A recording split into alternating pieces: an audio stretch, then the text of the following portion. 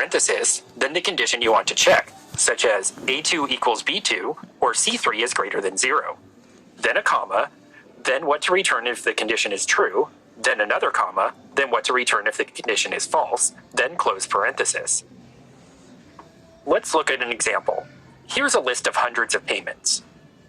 You want to know which of them owe a 10% late fee. It would be dizzying to look through this list and calculate manually, but you can do it in seconds with an if function. Type equals if parenthesis, and your condition is the payment date being after the due date, so D2 greater than C2, comma, then if the condition is true, there's a 10% fee, so B2 times 0.1, comma, then if the condition is false, there's no fee, so 0, close parenthesis. Then double-click the fill handle, or green box, to fill this down, and now you can see all the late fees. There's also a function called isBlank that you can use in combination with if. This returns true if a cell is blank, and false if the cell has any information in it. You can even nest multiple if statements together. Here's an example of both of these. This report is similar to the last one, only the payment date is blank for those who haven't yet paid.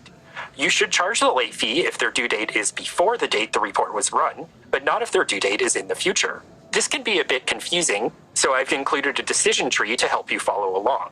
First, let's find all the blank cells in the data. Type equals if parenthesis, and the first condition to look at is if the payment date is blank. So say isBlank parenthesis D4 close parenthesis comma. Then if the condition is true, you need another nested if function.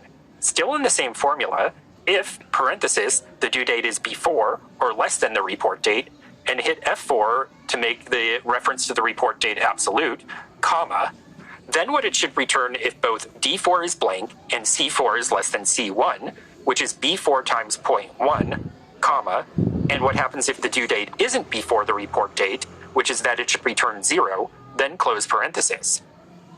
But all this is just what happens if the payment date is blank.